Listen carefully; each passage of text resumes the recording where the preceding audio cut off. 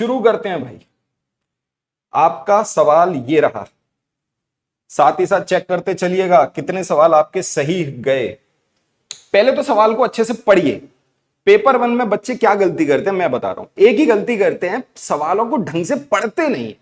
सवाल इतना डिफिकल्ट होगा ही नहीं भाई, ये मैं आपसे बोल रहा हूं, सवाल डिफिकल्ट नहीं होगा, लेकिन आप उसको पढ़ने के बाद समझने में थोड़ी जल्दबाजी करते हैं। तो जल्दबाजी नहीं करनी, तसल्ली से सवाल को पढ़ना है, इस सवाल का सही उत्तर बताना है आपको, गलत उत्तर नहीं आना चाहिए।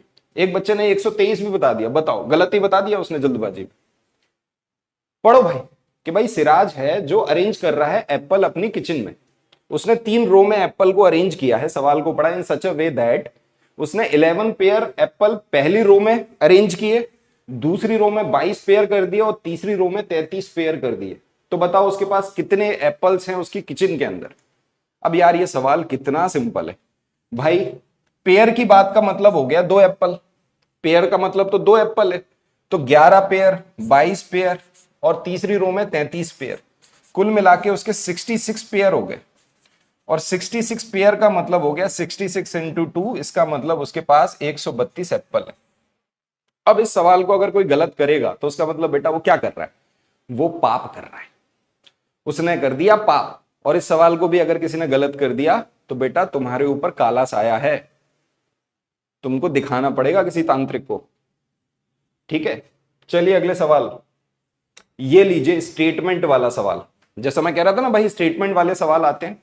क्लासिफिकेशन को अगर आप पढ़ेंगे तो इस सवाल को बहुत ही जल्दी से सॉल्व कर देंगे। पढ़िए इस सवाल को, लिखा क्या है सवाल के अंदर, कंसीडर द फॉलोइंग स्टेटमेंट, निम्नलिखित कथनों पर विचार करें। All prime numbers are odd number, सभी प्राइम नंबर्स ऑड नंबर होते हैं क्या? There are only 5 single digit prime number, केवल सिंगल डिजिट के 5 प्राइम नंबर होते हैं। There are infinitely many prime numbers, मतलब अनंत प्राइम नंबर्स होते हैं। और चौथा है आपका option, the prime number has only 2 factors, prime number के केवल 2 गुणनखंड होते हैं। अब ये क्या है, ये सवाल के नाम पे बेटा क्या है, कलंक है, कलंक। तो इस कलंक को अपने ऊपर लगने नहीं देंगे, इस सवाल का सही उत्तर बताएंगे अपन। ठीक है भाई, तो काला साया किस किस पे है और किस किस ने इसका सही उत्तर दिया। पहली बात तो यह है कि केवल ऑड प्राइम नंबर होते हैं क्या? नहीं भाई, तो 2 क्या हुआ, आपको पता है 2 क्या है, एक स्मॉलेस्ट प्राइम नंबर है, सबसे छोटा प्राइम नंबर क्या होता है, 2 होता है। और ये ओनली इवन प्राइम नंबर है, केवल अकेला यही है जो इवन है, तो ओनली इवन प्राइम नंबर। तो इसका मतलब तो भाई 2 एक प्राइम नंबर है जो कि एक इवन नंबर है, तो पहला स्टेटमेंट हो गया गलत। दूसरे स्टेटमेंट पे चलते, there are only 5 single digit prime number. अरे भाई प्राइम नंबर लिखोगे 2, 3, 5, 7, 11, 13, 17, 19 ऐसे ही लिखते चले जाओगे, तो हमको पता चल गया सिंगल डिजिट के कितने प्राइम नंबर हैं, 4। तो दूसरा भी गलत हो गया, ये तो 5 की बात कर रहे हैं।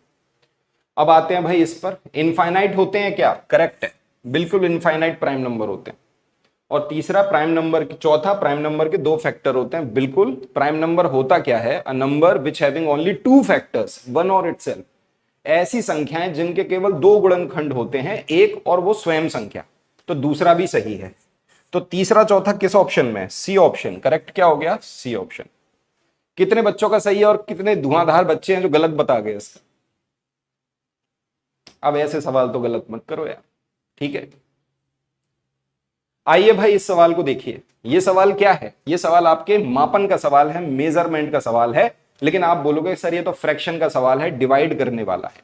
पढ़े इस सवाल को, school NCC NSS unit has decided to distribute 3/4 kg of sugar to every needy student, मतलब प्रत्येक बच्चे को, जरूरतमंद बच्चे को 3/4 किलो शक्कर दी जाएगी, ये उन्होंने इसका फैसला किया है। तो भाई क्या हुआ है, प्रायोजक ने उन्हें इस काम के लिए कितनी 28.5 किलो शक्कर दी, 28 1/2 किलो शक्कर दी है। आप एक बात बताओ, इतनी शक्कर दी है, अगर फ्रैक्शन को मिक्स्ड फ्रैक्शन में बदलोगे तो 2 का मल्टीप्लाई इसमें करोगे तो ये कितना हो गया 57/2। इतने किलो शक्कर है, इस शक्कर को भाई प्रत्येक बच्चे में बांटना है। कितना बांटना है? 3/4। तो डिवाइड कर दो भाई 3/4 से, बस भाई डिवाइड किया तो 57/2, डिवाइड करोगे तो मल्टीप्लाई 4/3। सॉल्व कर लो, आंसर आ गया।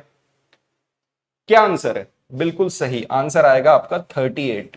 नंबर ऑफ स्टूडेंट हैं कितने? 38 बच्चे हैं। ए ऑप्शन करेक्ट है।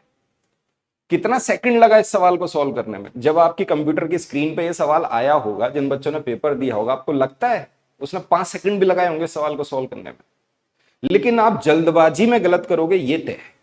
देखो कई बच्चे सी आंसर दे रहे हैं इसका।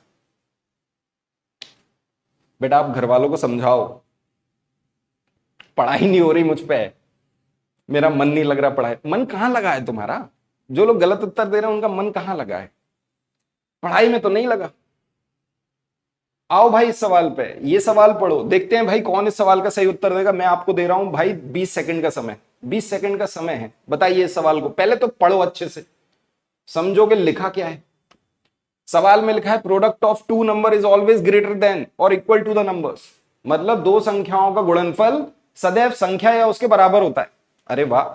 दूसरा स्टेटमेंट है sum of two number always greater than equal to both the numbers, मतलब दो संख्याओं का जोड़ सदैव संख्या के बराबर या उससे अधिक होता है। अरे क्या बात है, बहुत ही बढ़िया बात। बताओ भाई कौन सा स्टेटमेंट सही है? अब बताओ, इसमें कई बच्चे गलती करेंगे, मैं गारंटी दे रहा हूं। देख रहा हूं बेटा मैं तुम्हारे आंसर, तुम्हारी करतूतों को देख रहा हूं मैं। क्या करतूत करोगे? बी ऑप्शन सही बताओ, डी ऑप्शन, सी ऑप्शन, ए? कोई छोड़ा तुमने ऑप्शन? हाँ, बी ऑप्शन। दोनों ही स्टेटमेंट गलत हैं, बिल्कुल सही जवाब है आपका बी ऑप्शन, मतलब दोनों ही स्टेटमेंट गलत है। यहां पर ये जो ऑलवेज लिख दिया गया ना, ऑलवेज सदैव, इस सदैव ने सत्यानाश कर दिया है। सदैव का मतलब क्या होता है? आपको बोला गया दो संख्याओं का गुणनखंड करो, कोई भी दो संख्याएं ले लो, आपका जो मन करे। आपने ले लिया 2 और 4, 2 4 का मल्टीप्लाई करोगे 8 आएगा, और वो 2 4 से बड़ा तो है। लेकिन अगर आप एक नेगेटिव और एक पॉजिटिव नंबर ले लोगे, फिर अगर मैं कह रहा हूं एक पॉजिटिव ले लो एक नेगेटिव ले लो, आपने अगर एक पॉजिटिव ले लिया एक नेगेटिव ले लिया, आपने -2 इंटू 4 कर दिया तो कितना आएगा? -8। तो अब बताना, -8 क्या 4 और -2 से बड़ा है कि छोटा है? आप बोलोगे छोटा है, इसका मतलब पहला स्टेटमेंट गलत हो गया। ऐसे ही प्लस में देख सकते हैं कि अगर आप 1 और 1 को जोड़ोगे तो कितना होगा? 2। आप बोलोगे सर 1 और 1 को जोड़ा 2, जो इन दोनों से तो अधिक है। लेकिन सदैव की बात हो रही है, अगर एक नेगेटिव एक पॉजिटिव ले लोगे फिर, या 0 ले लो, एक अपन ने 0 ले लिया, एक अपन ने 1 ले लिया, तो इसका मतलब कितना आया? आप बोलोगे 1। अब बताना क्या ये 0 से बड़ा है कि छोटा है? क्लियर है? ये तो बड़ा है। या मान लो आप एक ले लो 0 और एक ले लो -1, इन दोनों को जोड़ देना जरा, तो दूसरा भी स्टेटमेंट गलत हो गया। दोनों ही स्टेटमेंट गलत हैं। कौन सा आंसर सही है? बी ऑप्शन सही है। ठीक है, काइंडली एक्सप्लेन इन इंग्लिश। हाँ बेटा मैं इंग्लिश में ही समझा रहा हूं, इंग्लिश में सवाल को पढ़िए। दोनों ही स्टेटमेंट गलत है, क्योंकि हमेशा ये ज्यादा नहीं होगा और हमेशा ये भी ज्यादा नहीं होगा। क्लियर है? अगर आप एक नेगेटिव और एक पॉजिटिव नंबर ले लेते हैं तो दोनों ही स्टेटमेंट गलत हो जाएंगे, क्योंकि वहां पर ऑलवेज की बात की गई है, तो ऑलवेज वो ग्रेटर देन नहीं होगा। अब आते हैं इस सवाल के ऊपर, पढ़िए भाई इस सवाल को।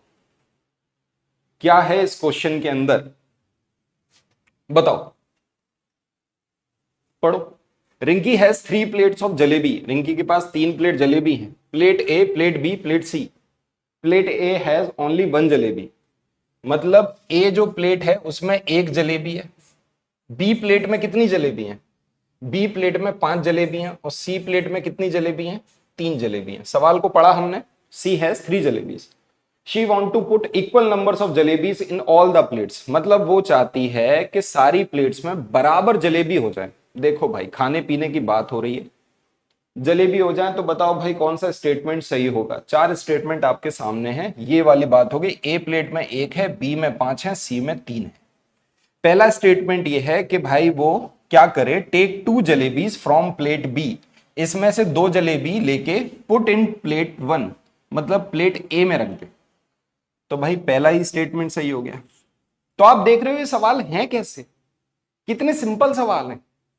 यहां से 2 जलेबी कम कर दी और यहां 2 जलेबी जोड़ दी, इसका मतलब अब ए बी सी प्लेट में, तीनों प्लेट में 3 3 3 जलेबी हो जाएंगी। पहला ही स्टेटमेंट सही है। इस सवाल का गलत उत्तर तो मत देना भाई, कसम है तुमको, भगवान कसम है।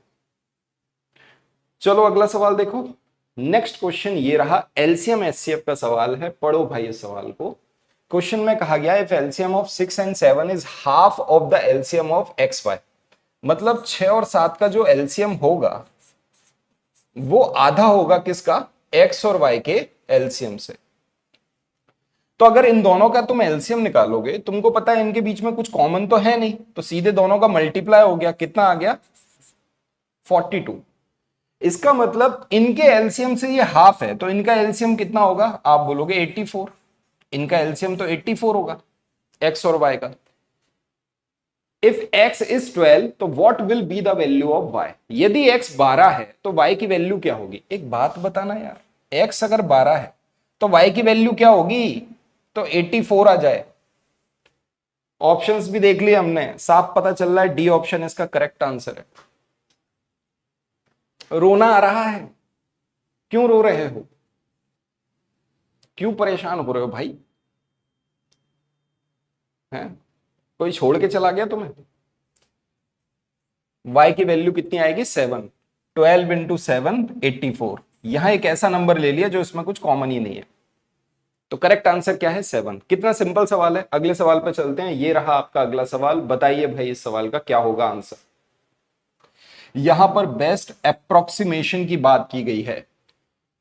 Which of the following is the best approximation, निम्नलिखित में से सबसे अच्छा सन्निकट कौन सा है। 2.9 इंटू 7.49 अपॉन 11.51। बताइए भाई क्या होगा। आपने बोला सर अगर 2.5 से थोड़ा भी अधिक है तो ये क्या बन जाएगा, ये 3 बन जाएगा, थोड़ा मतलब पॉइंट भी कम होगा तो ये 2 बन जाएगा। ये बात तो हमको पता है कि नहीं पता, आपको पता है 2.5 से अधिक है, ये बन गया 3। ये 7.5 से कम है, अगर ये 7.5 से एक पॉइंट भी कम होगा तो ये 7 बन जाएगा, एक पॉइंट भी ज्यादा होगा तो 8 बन जाएगा। क्या ये बात समझ आ रही है आपको। अप्रोक्स वैल्यू निकालनी है तो आप बोलोगे 3 इंटू ये कितना हो गया, आप बोलोगे ये तो 7.49 है तो ये बन गया 7, और ये कितना बन गया 11.5 बन ज्यादा है तो ये हो गया 12। आंसर आ गया 3 इंटू 7 अपॉन 12। क्लियर है। क्या आंसर आ गया 3 इंटू 7 अपॉन 12। मुझे पता है कई बच्चे इसको भी ठोक सकते हैं, इसको भी दे देंगे। आपका option number C is correct, option number C आपका करेक्ट है। गड़बड़ हो जाएगा भाई, थोड़ी सी भी गलती में सब कुछ गड़बड़ हो जाएगा। अगर यहां पे 7.49 की जगह थोड़ा भी ज्यादा लिखा होता, अगर यहां पे 7.2.9 7.59 लिखा होता और 11.5 लिखा होता, तब बताओ तब क्या होता। और आपके ऑप्शन चेंज कर दूं, 4 ऑप्शन दे दूं, 1 2 3 और 4, ये लो मैंने ये 4 ऑप्शन दे दिए, 1 2 3 4। अब आंसर क्या होता। अगर मैं आपको ऐसा सवाल दे दूं और मैं आपको ये 4 ऑप्शन दूं, 1 2 3 4, अब बताओ आंसर क्या होगा। तब आप बोलोगे सर ये तो इससे अधिक है, इसका मतलब ये बन जाएगा 8, ये बन जाएगा कितना 3, ये बन जाएगा 12, तो 3 इंटू 8 अपॉन 12। 8 3 24, 12 से काटा, कितना आंसर आया 2। क्लियर है। अब आप आंसर बोल दोगे 2 इसका आंसर है। क्लियर है कि नहीं।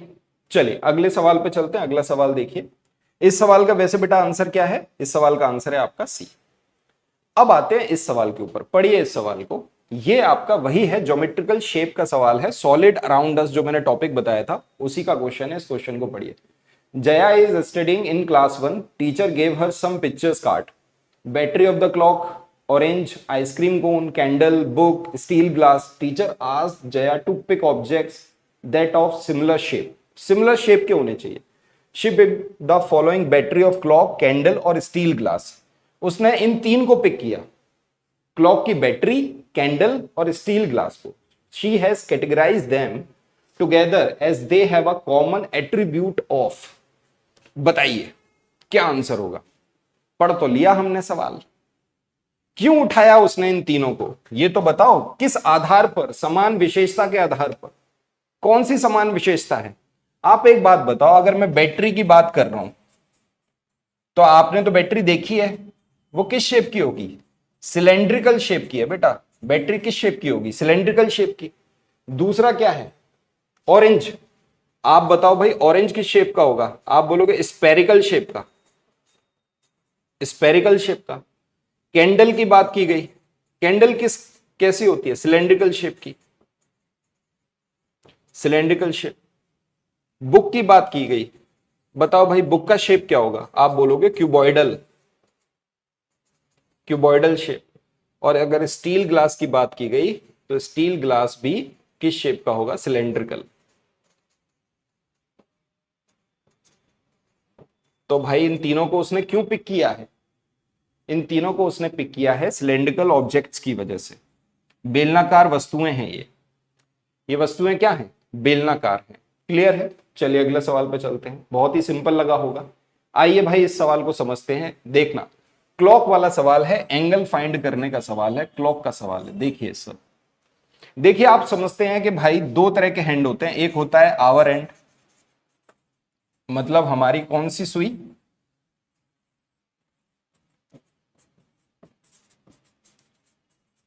और एक होता है मिनट एंड। तो मिनट हैंड क्या है? मिनट की सुई। अब जरा तुम एक बात बताओ, अगर मैं एक क्लॉक की बात करूं तो इस क्लॉक में जो पूरा का पूरा सर्कल ये बना लेगी घड़ी, तो कितने एंगल पे घूमेगी? पूरे 360 डिग्री।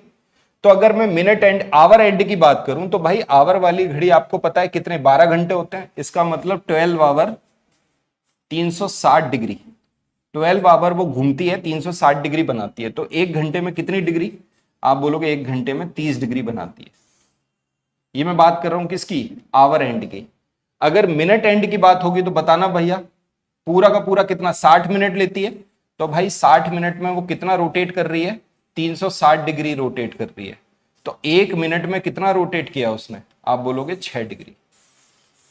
बस सवाल में यही पढ़ना है कि सवाल पूछा कैसा गया है।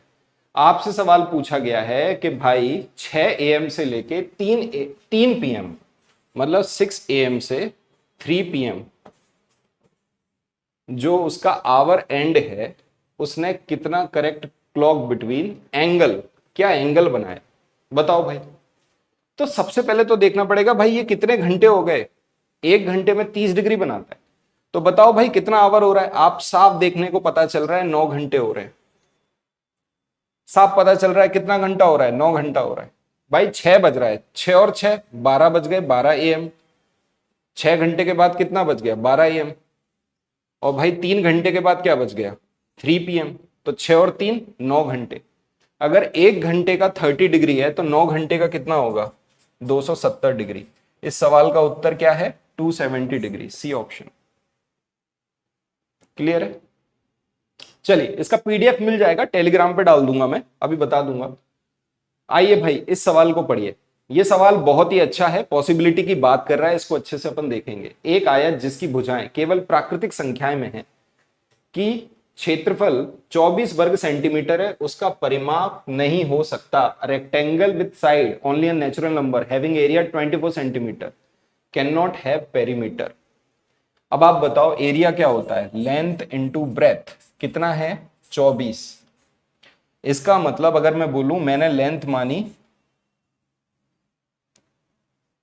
मैंने इस सवाल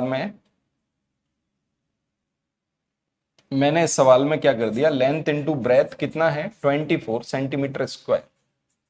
तो मैंने मानी लेंथ अगर 24 है और ब्रेथ अगर 1 है तो 24 सेंटीमीटर हो गया। अगर मैंने लेंथ 12 मानी और इसको 2 माना तो अभी 24 सेंटीमीटर हो गया। हुआ कि नहीं? 8 माना और इसको 3 माना तो भी 24 सेंटीमीटर हो गया। इसको 6 माना और इसको 4 माना तो भी 24 सेंटीमीटर हो गया। इसका मतलब लंबाई और चौड़ाई हमने पॉसिबिलिटी के हिसाब से लेके चल रहे हैं कि भाई अगर ये 24 है तो ये 1 है, ये 12 है तो ये 2 है, ये 8 है तो ये 3 है, ये 6 है तो ये 4 है। इसका उल्टा भी हो सकता है ना?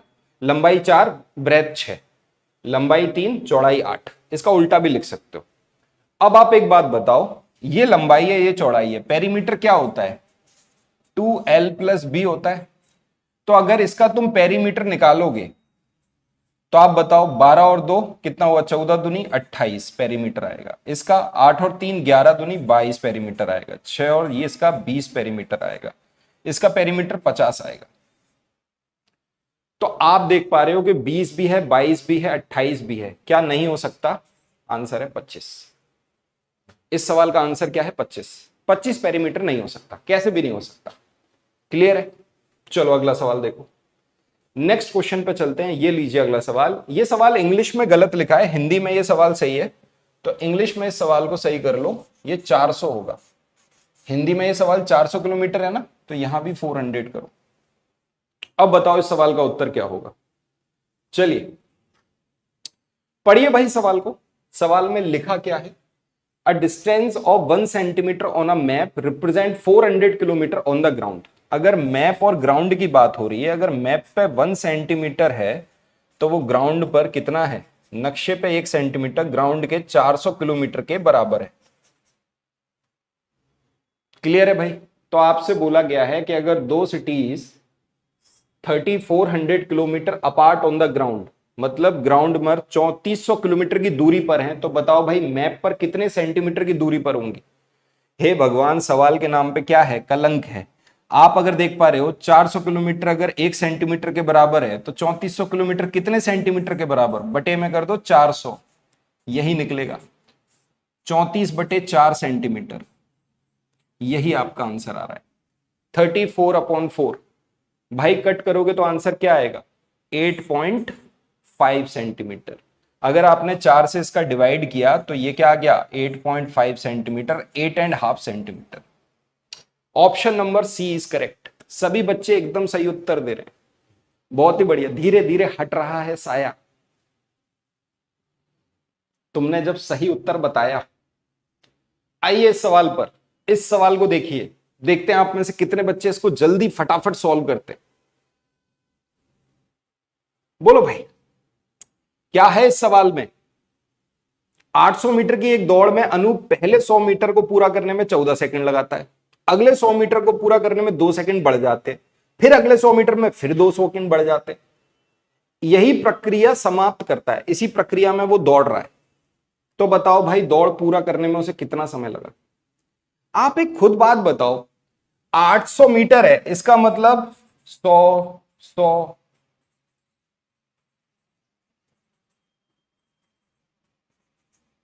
ये लो हो गए 800 मीटर। पहले में उसने लगाए 14, फिर लगाए होंगे 16, फिर लगाए होंगे 18, फिर 20, फिर 22, फिर 24, फिर 26, फिर 28। तुम बताओ है कि नहीं? हाँ या ना? ऐसे लगाया होगा, पहले 14, फिर 16, फिर 18, फिर 20, फिर 22, फिर 24, फिर 26, फिर 28। एक तरीका यह है कि इन सबको आपस में जोड़ दो, इन सबको आपस में जोड़ लो। अब दूसरा तरीका क्या है इसको समझने का, कि ये क्या है? कॉन्जिक्यूटिव नंबर्स हैं। आपको समझ में आ रहा है? बेटा मीन क्या होता है? आप बोलोगे सर मीन और मीडियन बराबर होता है कब? जब कॉन्जिक्यूटिव नंबर दिए रहते हैं तो मीन और मीडियन बराबर रहता है। मीन का मतलब क्या होता है? माध्य का मतलब क्या होता है? एवरेज। माध्य का मतलब होता है सम अपॉन नंबर ऑफ टर्म्स। तो अगर मुझे सम निकालना है तो इसका मतलब मैं क्या करूंगा? Mean into number of terms, यही तो करूंगा। तो मुझे तो देख के ही समझ में आ रहा है कि अगर मीन मीडियन बराबर है इस वाले टर्म्स के अंदर, तो मैंने समझ लिया भाई 14, 16, 18। अगर मैंने इनकी मिडिल टर्म्स निकाली, 3 इधर से छोड़े, 3 इधर से छोड़े, 20 और 22 के बीच में कौन सी टर्म्स आ गई? 21। इसका मतलब इनका एवरेज कितना आ रहा है? 21 आ रहा है। 21 एवरेज आ रहा है कितनी टर्म्स? 8। 8 का मल्टीप्लाई कर दिया, यही इसका सम आ गया 168। बताओ बेटा, अगर ऐसे करना सीखोगे तो और जल्दी कर लोगे, है कि नहीं? अब 168 सेकंड है, 168 सॉरी सेकंड है। 168 सेकंड का मतलब हो गया 120 सेकंड और 48 सेकंड। तो इसका मतलब क्या हुआ? 2 मिनट 48 सेकंड। यही सवाल का उत्तर है आपका। सेकंडों में आंसर बताओगे? क्या बात है। Option number B is correct. Clear है? आओ भाई अगले सवाल पर। ये रहा आपका अगला सवाल, नंबर सीरीज का क्वेश्चन। पढ़िए इस सवाल को, करिए सॉल्व, दिमाग लगाइए। देखो बेटा, यहां पर आपको समझना क्या है, जब नंबर सीरीज का क्वेश्चन आपके सामने आएगा ना, तो आपको पहले, सबसे पहले ये देखो कि भाई कोई नंबर प्लस या माइनस, मतलब इनमें कॉमन डिफरेंस हो। सबसे पहले आप क्या देखोगे, क्या इन सभी में कोई कॉमन डिफरेंस है, क्या कॉमन डिफरेंस हो रहा है क्या। दूसरा आप देखोगे मल्टीप्लाई और डिवाइड, कि क्या ये पहले मल्टीप्लाई और डिवाइड हो रहे हैं क्या। लेकिन मल्टीप्लाई और डिवाइड वाली सीरीज आपको अलग से दिख जाएगी, सीधे वो दुगनी तिगनी चौगनी होती है। आप बोलो क्या ये इससे एकदम से बढ़ रहा है कि एकदम से घट रहा है, नहीं, इसका मतलब यहां प्लस माइनस हो सकता है। क्लियर है। तीसरा टाइप क्या होता है, पहला दूसरा, तीसरा टाइप क्या होता है, आप स्क्वायर्स को देखते हो कि ये कोई स्क्वायर तो नहीं है। अब स्क्वायर में प्लस माइनस वन करते हो, प्लस माइनस कोई नंबर कर दोगे। क्लियर है। तो मैंने आपको बोला कितने टाइप की सीरीज बनती हैं, आप स्क्वायर को देखोगे, या तो फिर स्क्वायर में ही प्लस माइनस कोई नंबर हो रहा होगा। पांचवा आप क्यूब को देखोगे, या क्यूब के अंदर ही कोई नंबर प्लस माइनस हो रहा होगा, है कि नहीं। या तो फिर इनके अलावा और भी सीरीज होती हैं, बहुत तरह की सीरीज बनाई जाती है। आप सबसे पहले देख रहे हो कि भाई ये जो आपके नंबर्स लिखे हैं, यहां पर इनका डिफरेंस सबसे पहले देख लो। मेन है इनका डिफरेंस, 10 में से 1 गया 9 और 11 में से 2 गया 8, 89। यहां देख लो डिफरेंस कितना आ रहा है,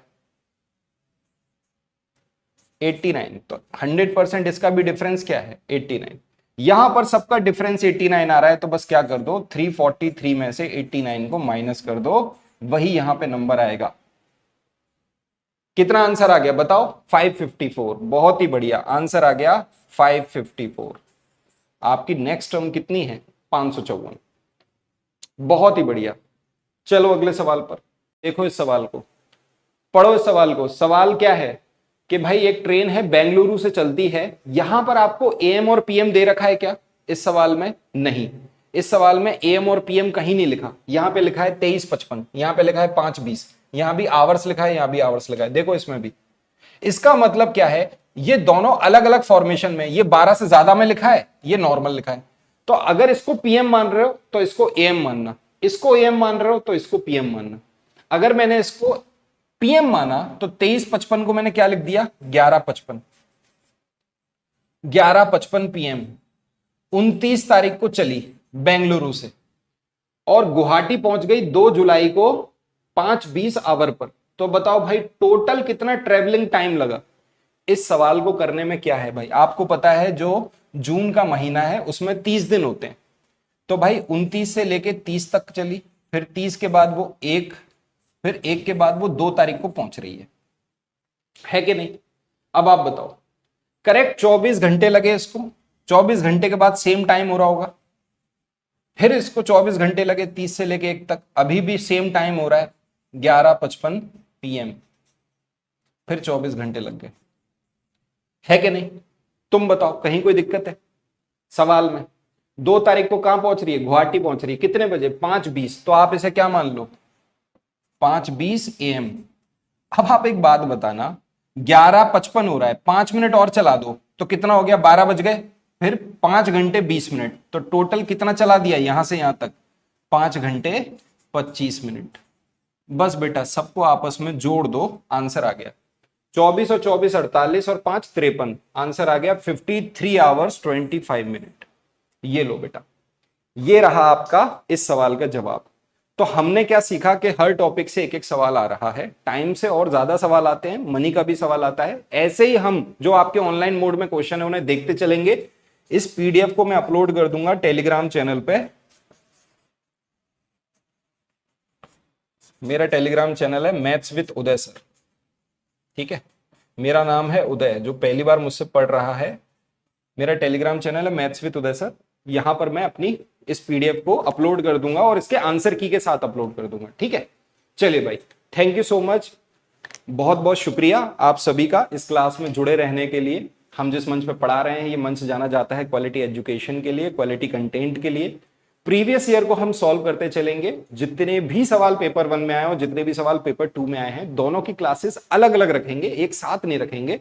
एक साथ तो पढ़ा ही नहीं जा सकता, दोनों का सिलेबस अलग है, पैटर्न अलग है। तो आई होप आपको क्लास पसंद आई होगी। ठीक है, इसको लाइक शेयर सब्सक्राइब जो भी है करिए, और बहुत बहुत शुक्रिया फिर से आप सभी का। मिलते हैं अगली क्लास में। Thank you so much.